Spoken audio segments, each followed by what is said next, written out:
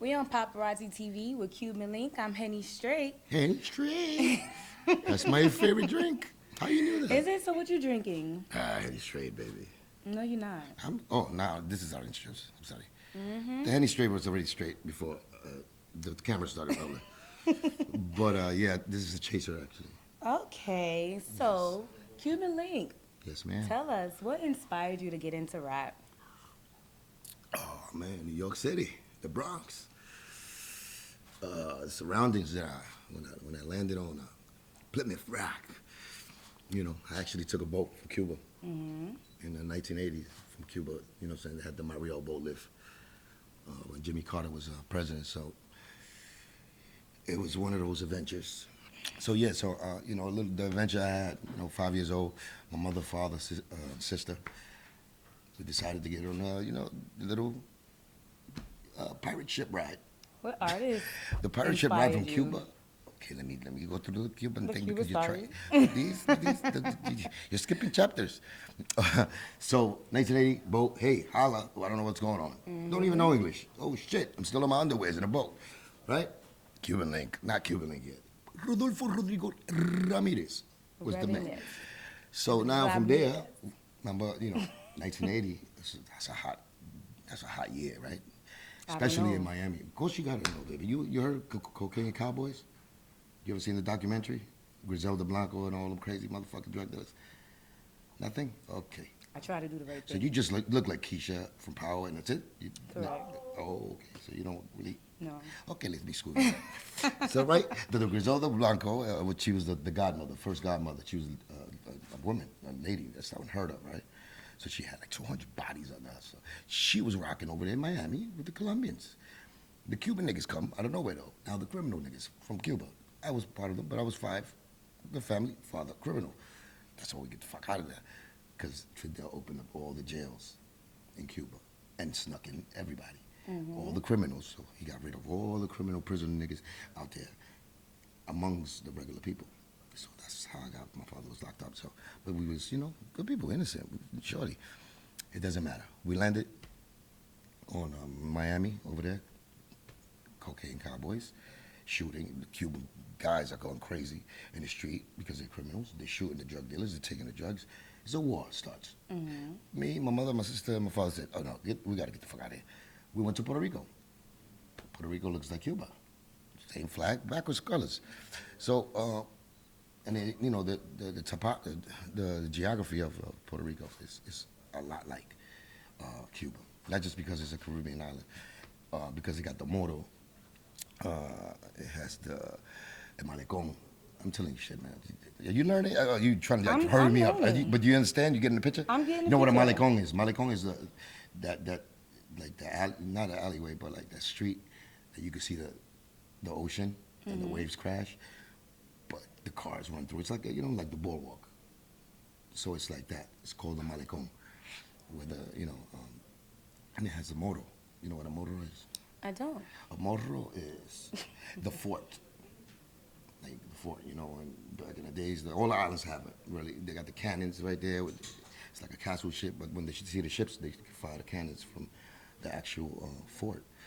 And they had every piece of land that has, when I landed in New York, so picture us in a yellow cab, and Habibis was driving with the smelling like elephant astronomical, like that. I remember the smell. I'm looking out the window, getting to the building I'm getting to from John F. Kennedy Airport. But I'm watching this shit, Empire State Building. You see the skyline. At 9 years old, that already took me there, where it's like, holy shit, this is new to me. So once I got to the block that I was going to live in, I seen people playing in the street. I seen the double dutches. I seen black people chilling with coats on, burned buildings. I seen motherfuckers playing slugs on the corner on the side. I seen the drug dealers over there. I seen the crackheads doing like zombie. Imagine a fucking little immigrant from Cuba that doesn't know this. You know what I'm saying? And I don't know English. So at the end of the day, it's foreign, but it's like intriguing at the same time. So that was the life that after you get into the details, when I settled in, going to school and all that, learning a little English, my first friends was black.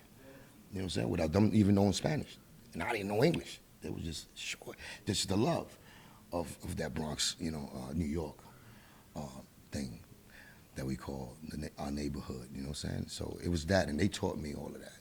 The walk, the talk, the swag, along with the teachers, making me learn English. But as far as the street, like I already was, filled in because of my folks from the block that I was When in. did you learn English completely? Like, when was it? It took me like a year and a half. Oh, that's not long. No, at all, because I had the tutors in the high, and the black, my black friends was talking to me in English, and I would want to go to school to learn what the fuck they saying.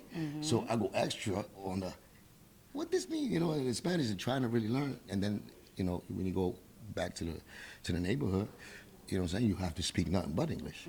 So it was that type of, learning curve that I had. So it was beautiful. And then from there, of course, the music, at the time it was what? At the time we had had Mr. Magic on the radio, Furious 5, Crush Groove was, Beat Street. It was that era, you know what I'm saying? So leather bombers, spikes on fucking, wristbands, breakdancing on cardboards, graffiti on the wall, and that's the hip hop that I know. Okay. So I came there, and it's crazy, right? Life, right at the perfect time, because those are the elements you need to really understand before you even become a rapper. In my book, you know what I'm saying, a lot of the new generation skipped a lot of those things, and they don't salute those elements in hip hop, and those elements are needed, because that's what embodies the artist. At the end of the day, you gotta be smart on your history when it comes to that, and that's all. It just feels good. It's not about I know more hip hop than you. It's just about this is what hip hop is, and that's what I walk it. That's why I talk it. That's why I New York it. That's why I South Bronx it. You know So what I'm with that being said, like, what do you have going on in music right now? I don't know. I'm still back in Cuba right now with the fucking underwears on, trying to catch flies. So how would you say the state of hip hop is right now? Did you hear what I said? I Nothing. You didn't hear nothing I said. Oh, fuck with you, Keith. Right now, okay, we skipping?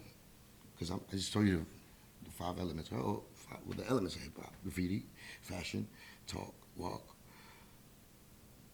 The art, the MCing, the DJing, the knowledge, the unity, the no color. You see those? Those are the elements that made me get invited to hip hop. It was never no doors as keep out. Here's Spanish and Cuban. You don't know that. It was none of that. It was welcoming, love. It was the art. It was like I said, the fashion, everything. You just wanted. They just made you feel welcome. You know what I'm saying? And that's what hip hop was, and that's what it should go back to, as far as like the message, instead of all this extra crazy shit. You know what I'm saying? With the drill music and little kids dying over that. And this expression of self is music. It's never been the music. It's been the holders of the mics that are not responsible enough to, and also the corporations behind it, giving them the incentive to keep doing those type of things so they could get money. So money's always the root of all evil. So were you affiliated with the Terror Squad? Yes, I was one of the factors that created the talent in the Terror Squad. Of course, we all know Big Pun. Big Pun was the main artery, what I'm saying, of that whole thing. Fat Joe also, he was the business side to it. It was really Fat Joe's thing as far as the Terror Squad, the name. We had our own name called Full Eclipse. We was coming up, a little group from the hood, and that's how we got recognized. We became Full Eclipse. Me, Pun, Triple Sace, the sick one. And we just making noise on the hood, local level, battling MCs, battling dudes in every other block, doing ciphers on the corner, 167 in Union, and, just having fun. Yeah. That's what we did. So, but battling, almost to fights, but you know, just that aggressive nature of hip hop. But we never started just killing people for no reason. And then smoking on ya, like, you know, smoking on you. It's a lot of disrespect. And that, you see, that's what I'm saying. You cannot blame the music, man. You know, it's just like you can't blame the gun. So are we blaming the people? Yes. Hello, honey. I don't know. I feel like it's not necessarily the people, but that's another. It's always the people. That's another. I don't know. I feel like that's a Every whole case thing. of human. Something else to get into. What you enlighten me? Enlighten me with just one. Give me a, so I could be like, oh, maybe. I mean, I feel like people aren't in complete control. Why? Because the bigger people behind media is what's in control. But why are you chasing something like that? I mean, I what feel happened like to the morals that you should have been taught by your easy. father, your mother, the people that raised you, your friends, the environment you was in? What happened to those morals? Or you lose all of them and you sell out? Why? I mean, I get the sellout part. No, that's not a sellout. It's just following to it,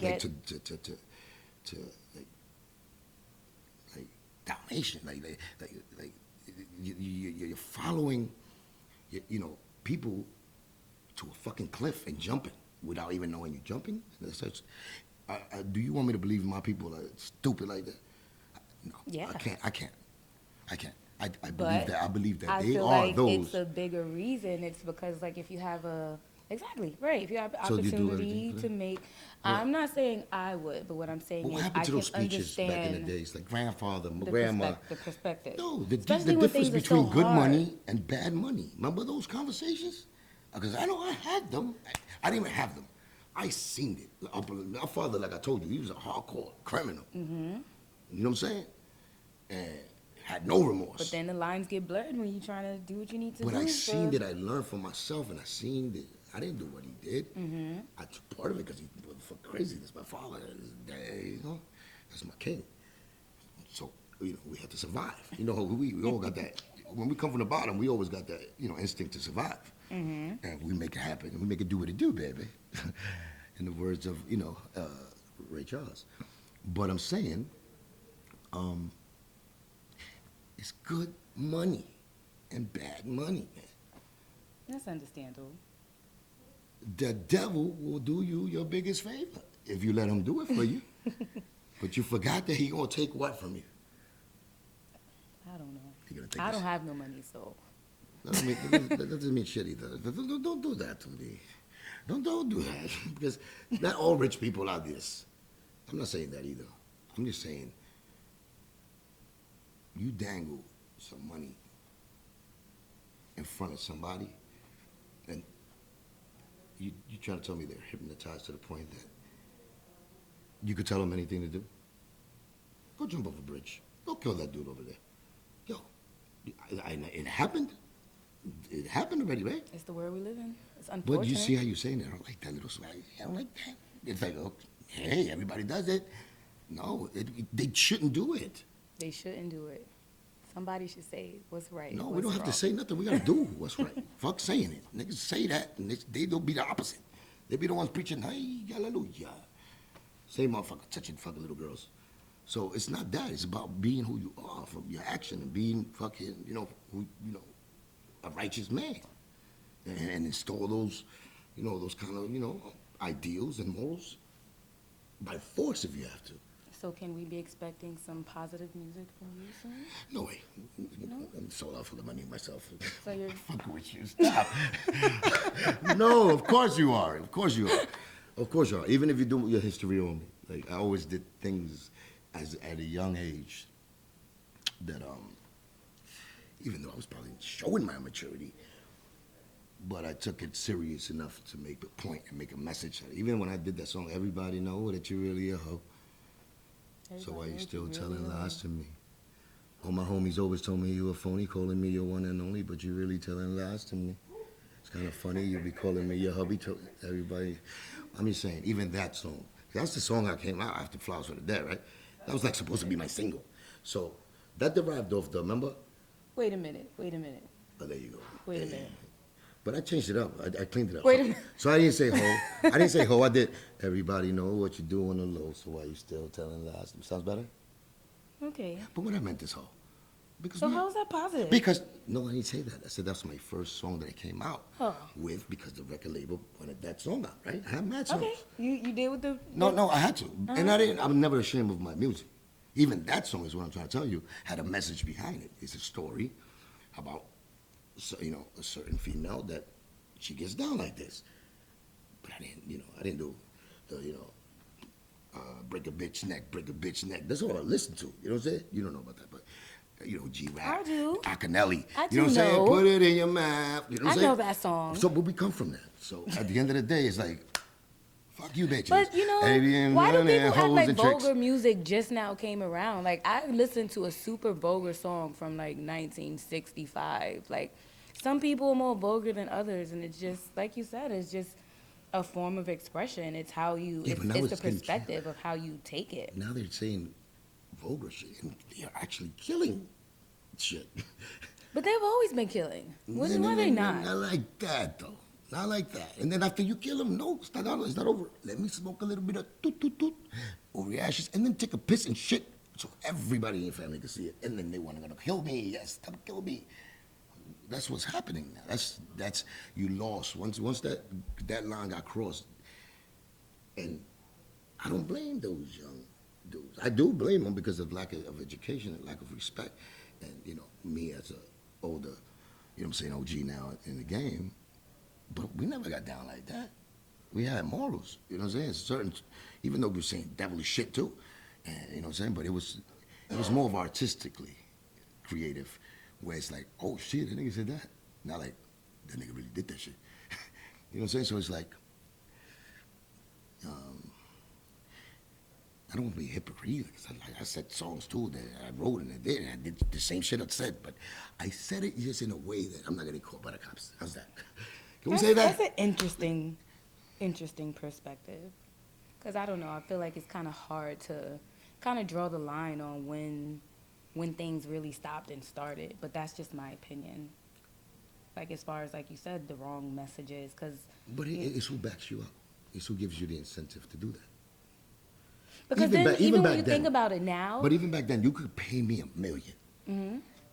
If I saw a murder, a witness, I'm not saying that shit no matter how much money you give me. That's something that we know we shouldn't say.